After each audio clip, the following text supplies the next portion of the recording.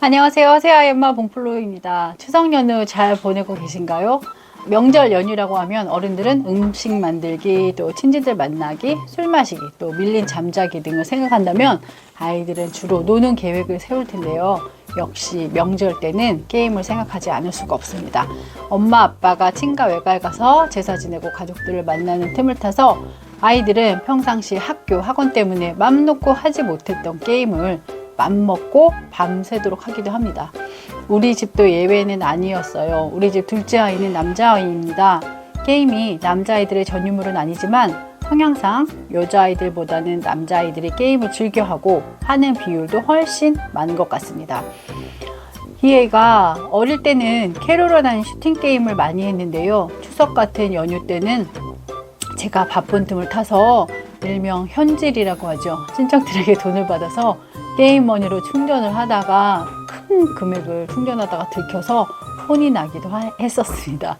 지금 한참 자녀분들과 전쟁 중이실 것 같은데요. 여러분들의 자녀가 만약에 게이머가 된다고 한다면 어떻게 하시겠어요? 아마도 요즘 부모님들은 저와는 또 다른 세대들이기 때문에 긍정적으로 봐주시는 분들이 많으실 거예요. 젊은 아버지들이 아이들 게임방으로 꾸며주어서 같이 즐기면서 게임하는 것을 또 유튜브 방송을 통해서 본 적이 있습니다. 우리 집 아이도 예외는 아니었어요. 한참 사춘기가 시작될 무렵, 그때는 한참 게임 그 세계대회에서 챔피언이 나오기도 하고 우리나라에서요. 그런 모습들이 보기 좋았는지 아이가 어느 날부터는 게이머가 되면 인생이 성공한 거라면서 더욱 열심히 연습해서 게이머가 되겠다고 하는 거였습니다. 좀 당황했고요. 땀이 등에 쫙 흐르는 것이 아직도 생생히 기억이 납니다. 우리 부부는 게임도 아이가 좋아하고 잘하는 것이라고 생각이 되어서 반대하고 막지는 않았고요. 스트레스 해소법으로라도 재미있게 놀게 해줘야겠다라고 생각하고 게이머가 되려면 유튜브와 트위치 방송을 시작하려고 권유했습니다. 의도한 바는 아니었지만 게이머가 아니라도 게임 분야에서 직업을 삼을 수 있는 것은 얼마든지 있다라고 생각했던 것 같습니다. 요즘은 게임이 큰 비즈니스 장르가 되어서 유니콘 기업으로 성장했기도 했으니까 말입니다. 제가 아이를 키우면서 느끼는 점 중에 하나는 아이들은 아이들이다 라는 것과 아이들은 여러 번 변한다는 것입니다. 요즘 아이들은 우리 때와 비교해서 검색이라는 시대에 살고 있기 때문에 얕고 넓은 정보를 가지고 있습니다. 이것을 자칫 지식이라고 오판해서는 안 되며 아이들은 여러 번 변하기 때문에 아이들의 한마디로 중대한 진로를 결정하는 것 등은 합리적이지 못하다고 생각이 들어요. 예를 들면 우리 아이가 그 과학고등학교에서 일반고등학교로 전학을 할 때 제가 하자고 했을 때 반대를 했는데 그때만 해도 아이가 중학생이었기 때문에 다각도로 판단하기가 어려운 시기였습니다. 물론 전학이라는 것은 아이에게 적응이라는 것을 숙제로 남겨주기 때문에 아이의 의사가 전적으로 중요하지만요. 아이가 말하는 하나하나의 의견들에 집중하다 보면 중심을 잃기가 쉬워집니다. 게임 얘기가 삼천포로 갔네요. 다시 주제로 돌아와서요. 초등학교 고학년 또는 중등 그때 아이들은 그저 게임이 재밌고 더 많이 하고 싶고 또 자신도 잘하기 때문에 좀 더 연습하면 프로가 될 수 있다는 막연한 호기심일 확률이 높습니다. 프로게이머 또는 개발자 등 게임에 연관된 진로로 삼는 것도 좋죠. 그래서 게임 방송을 권유했던 것이었고요. 그런데 막상 방송을 시작하라는 권유에는 한 걸음 뒷걸음질했습니다. 중학생인 아이에게도 방송을 시작한다는 건 신상이 공개되어야 하고 아이 성향상도 맞지 않았나 봐요. 부담이 되었던 것 같습니다. 한동안 게임 시간을 늘리겠다던 아이가 자연스럽게 게이머 이야기를 그만하게 되었습니다. 우리 아이는 어릴 때부터 각종 게임에 일찍 노출이 되어서 사실 독서보다는 게임, 운동보다는 게임을 했습니다. 그런 아이가 참 안타깝기만 해서 좀 더 몸으로 하는 운동을 하길 원했고요. 독서를 하길 원했습니다. 어렸을 때는 책도 곧잘 읽고 하던 아이가 게임을 시작하고 나서는 책 읽는 양이 현저히 줄어들었었거든요.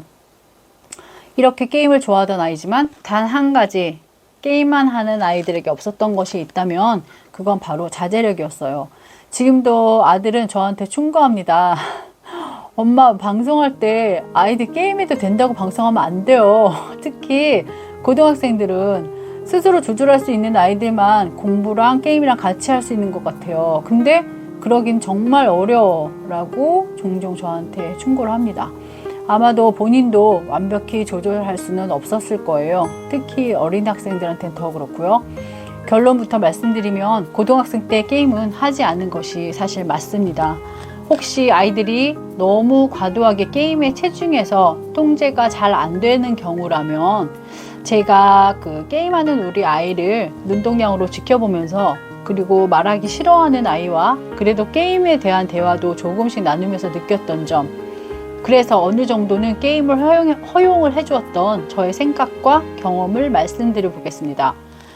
게임은 공부해야 하는 아이에게는 단점이 너무나 많습니다. 잘 아시겠지만 과도한 시간 낭비, 또 그로 인한 불규칙한 생활 패턴, 무서운 중독성, 게임과 게임 내 아이템들을 구입해야만 하는 과도한 소비 행태, 게임 내에서 배우는 욕설 등입니다.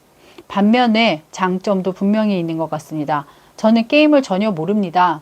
하지만 저희 아이가 게임을 하는 것을 장기간 지켜본 경험에 의해서 말씀을 드리자면, 우선 게임에는 여러 종류가 있습니다. 스포츠, 슈팅, 퍼즐, 생존 게임 등 많이 있더라고요. 또 요즘은 이런 종류들이 복합적으로 들어간 게임들도 있었습니다. 이런 게임들을 하면서 아이가 당장 풀지 못하던 게임 진행 과정을 추리하고 또 생각하여서 결국엔 방법을 찾아내는 과정이 실제 아이들 IQ 테스트에 나오는 것과 크게 다르지 않다고 느껴지는 게임들도 있었습니다. 이러한 방법을 혼자 찾지 못하면 다른 게임을 일종의 사회생활, 협동심 등도 느껴지는 부분이었습니다. 그래서 이런 면에서는 게임이 아이들이 추리하고 로직을 만들어내고 하는 사고력과 사회생활에서의 생존력 같은 부분도 길러지는 것 같았습니다. 그래서 저희 집 같은 경우는 초등학교, 중학교 때는 게임을 어느 정도 허용이 되었던 것 같아요. 하지만 고등학생 때부터는 좀 더 아이와 대화를 나누었습니다. 아이가 게임의 재미를 느끼는 부분이 게임 내 자신의 실력 향상이 공부와는 또 다르게 직접적이고 또 빠르게 오르는 것 같았습니다. 그래서 재미도 더 느끼고 온라인이다 보니까 그 상대방의 눈치도 안 보고 우쭐대기도 하는 것 같았어요. 그래서 아이에게 자주 이야기해 주려고 노력했습니다. 앞으로 살아갈 인생은 게임보다 더 복잡하다고요. 그래서 그 인생을 행복하게 살기 위해서는 해야 하는 공부는 게임보다는 첫 번째, 더 다양한 지식과 사고를 배우고 깨우쳐야 하며, 두 번째, 더 깊고 숙련된 지식과 사고가 필요하다고요. 인생은 게임보다는 더 다양하고 더 깊은 지식과 사고가 필요하다고 자주 말해주려고 했습니다. 우리 아이의 경우 좀 자제를 하는 것 같았어요. 결론적으로 저의 경우는 초중고 때는 게임이 아이들에게 너무 대중화되었기 때문에 어린 나이에 친구들과 사이에서 느껴질 소외감도 생각했고, 또 어린 나이에 길러지는 사고력, 추리력에도 도움이 된다고 생각하여서 허용을 해주었던 것 같고요. 고등학교 때부터는 대학을 앞두고 좀 더 다양하고 더 깊은 지식과 사고가 필요하다는 점 등을 강조해서 정 게임이 하고 싶다면 많은 시간이 소요되지 않는 게임을 골라서 스트레스를 푸는 정도로 할 수 있게 유도했었던 것 같습니다. 성인이 된 지금도 사실 게임을 여전히 좋아하지만 하나의 오락거리로 즐기며 게임을 하고 있는 것 같습니다. 모든 일이 다 때가 있는 것 같습니다. 게임을 좋아하는 자녀를 두신 부모님들께 조금이나마 도움이 되시기를 바라면서 방송을 마칩니다. 지금까지 새아이 엄마 봉플리였습니다. 남은 연휴 잘 보내세요. 감사합니다.